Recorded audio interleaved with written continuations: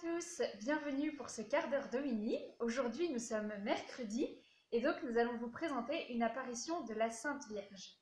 Nous en avons déjà présenté plusieurs et aujourd'hui nous allons parler des apparitions de Notre-Dame à la rue du Bac en 1830.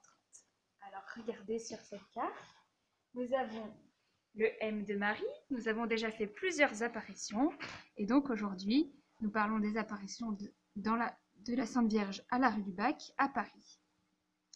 La Sainte Vierge y est apparue à une religieuse qui s'appelle Sainte Catherine Labouré.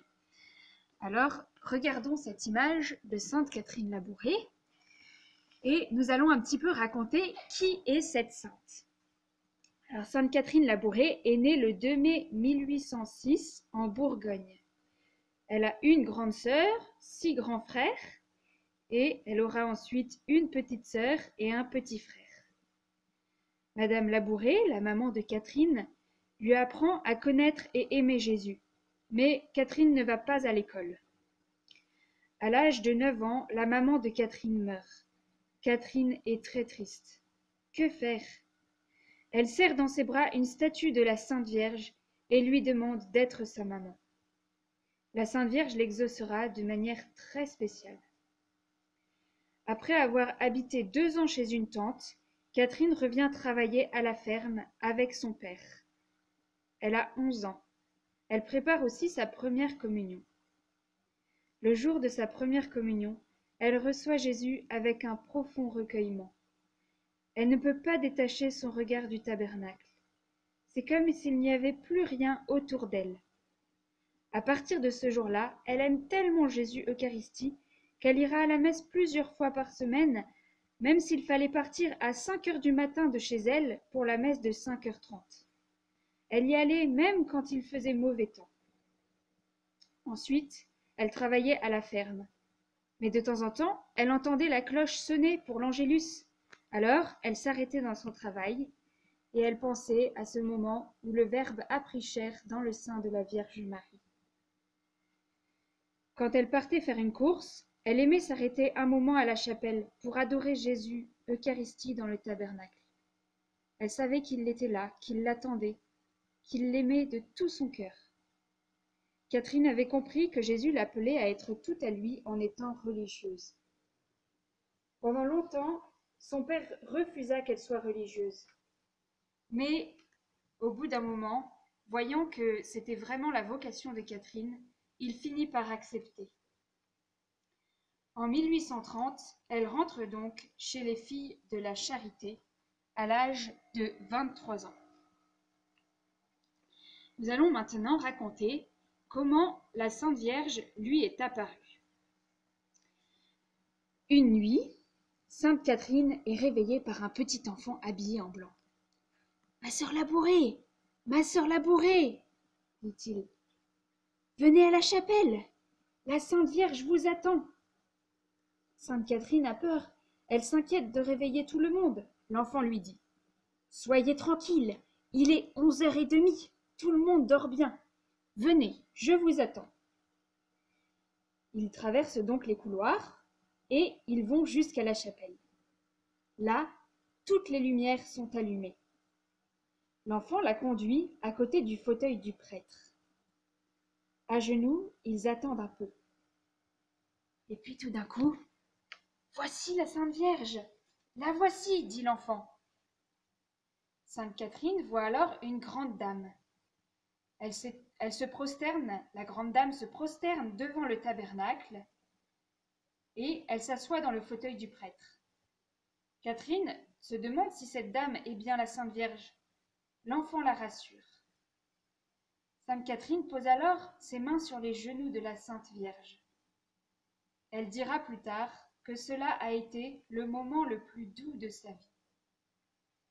La Sainte Vierge lui parle. Elle annonce plusieurs événements, des malheurs qui vont fondre sur la France. Ces événements se réaliseront peu après, comme la Sainte Vierge l'a dit. Mais Notre-Dame ajoute « Venez au pied de cet autel. Là, les grâces seront répandues sur toutes les personnes qui le demanderont, petits et grands. » À la fin de cette première apparition, L'enfant raccompagne Catherine au dortoir. Sainte Catherine Labouré racontera plus tard qu'elle pense que cet enfant était son ange gardien, qu'elle priait beaucoup. Il y eut ensuite une deuxième apparition. Un autre soir, Notre-Dame apparaît à nouveau à Catherine. Au début, elle apparaît avec un globe dans les mains. Elle explique que ce globe représente le monde entier, spécialement la France, et chaque personne en particulier. Puis, ce globe disparaît, les mains de Marie s'ouvrent, des rayons partent de ses mains. Ces rayons sont le symbole des grâces que Marie répand sur ceux qui le lui demandent. Autour de la Sainte Vierge apparaît alors l'inscription « Ô Marie conçue sans péché, priez pour nous qui avons recours à vous. » L'image de la médaille apparaît, et la Sainte Vierge dit à Catherine « Faites frapper une médaille sur ce modèle. Toutes les personnes qui la porteront recevront de grandes grâces en la portant autour du cou. Les grâces seront abondantes pour tous ceux qui la porteront avec confiance. » La Sainte Vierge a montré exactement le modèle de la médaille qu'elle voulait à Sainte Catherine. Sur la première face, elle y est, la Sainte Vierge, telle qu'elle est apparue à Catherine, avec autour la prière qu'elle a demandé qu'on récite. « Ô Marie conçue sans péché, priez pour nous qui avons recours à vous. » Nous voyons les rayons qui partent des mains de la Sainte Vierge et qui représentent les grâces qu'elle veut nous donner. Et puis, de l'autre côté de la médaille, il y a les 12 étoiles de la couronne de Marie. Et puis, nous voyons la croix de Jésus et le M de Marie, comme Marie qui était au pied de la croix et Jésus qui nous la donne pour mère du haut de sa croix. Nous voyons en dessous le cœur de Jésus, entouré par la couronne d'épines, et à côté, le cœur immaculé de Marie, transpercé par un glaive. Lors de la troisième apparition, la Sainte Vierge a expliqué que là où les rayons ne partent pas de ses mains, il y avait certains endroits de ses mains où on voyait qu'il n'y avait pas de rayons qui partaient, c'étaient les grâces qu'on ne lui demandait pas. Et pourtant, la Sainte Vierge aimerait les donner, mais elle veut que nous les lui demandions.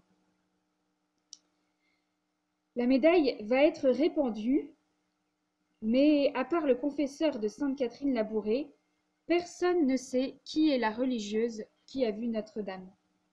Sainte Catherine va recevoir la médaille dans son couvent, comme les autres religieuses. Personne ne saura que c'est elle qui a vu la Sainte Vierge jusqu'à sa mort, sauf son confesseur. De nombreux miracles se produisent en portant la médaille. Des guérisons, des conversions. Et la médaille va être répandue à des millions d'exemplaires. À Paris, à cette époque, le choléra faisait alors des milliers de morts.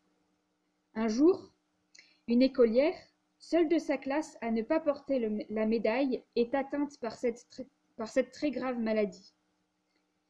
Les sœurs lui remettent la médaille. Le lendemain, elle est guérie, et elle peut même retourner à l'école. Nous voyons que la Sainte Vierge peut donc faire de grands miracles par l'intercession de cette médaille. Et puis, il y a eu des miracles aussi dans les missions. Par exemple, un jour, au Congo, un missionnaire s'occupait d'enfants. Mais ces enfants étaient malades. On pense qu'ils avaient été piqués par des serpents parce qu'ils avaient les pieds enflés et ils avaient de la fièvre. Le prêtre missionnaire n'avait pas de médicaments à leur donner.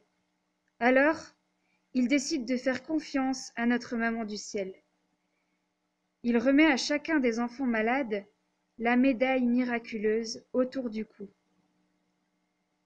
Rapidement, la fièvre des enfants baisse.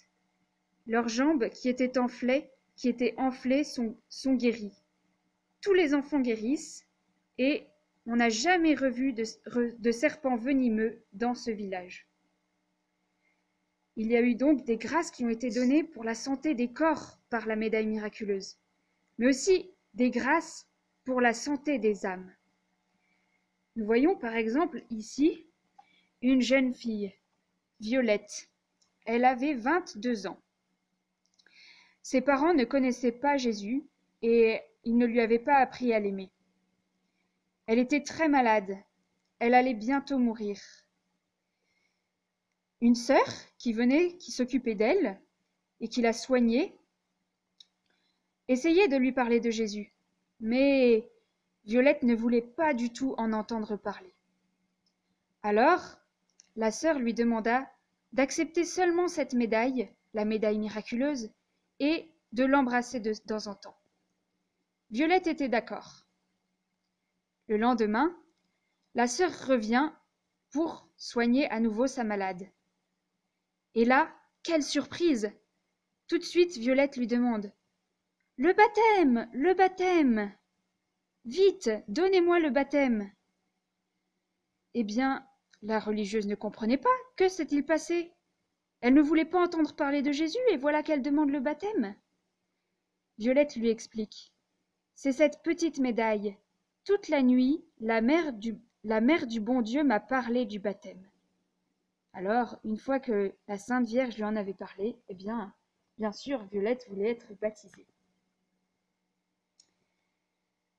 Sainte Catherine Labouré a vécu très saintement sa vie religieuse.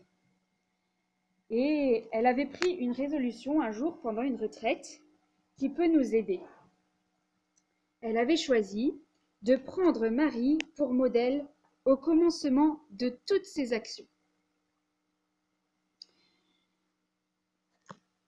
Le 31 décembre 1876, Sainte Catherine Labouré est malade. Elle annonce « Je ne verrai pas demain. Je suis heureuse de rejoindre notre Seigneur, la Sainte Vierge et Saint Vincent. » Elle meurt le soir même. Le secret est alors dévoilé. C'est elle qui a vu la Sainte Vierge. En 1947, Sainte Catherine Labouré est canonisée. Son corps est conservé dans la chapelle de la rue du Bac à Paris. Sainte Catherine Labouré disait aussi « Combien il est doux de prier la Sainte Vierge, et combien elle est généreuse envers les personnes qui la prient. Que de grâce elle accorde aux personnes qui les lui demandent. » Alors, nous aussi, à la suite de Sainte Catherine Labouré, confions-nous à la Vierge Marie. Au nom du Père, et du Fils, et du Saint-Esprit. Amen. Notre-Dame des Neiges, Notre-Dame de la Médaille miraculeuse, aujourd'hui nous venons vous confier toutes nos familles, toutes nos intentions, notre pays. Nous voulons vous demander de nous donner beaucoup de grâces, toutes les grâces que vous voulez nous mettre dans notre cœur. Aidez-nous à devenir des saints. Je vous salue Marie, comblée de grâce. Le Seigneur est avec vous. Vous êtes bénie entre toutes les femmes, et Jésus, votre enfant, est béni. Sainte Marie, Mère de Dieu, priez pour nous, pauvres pécheurs,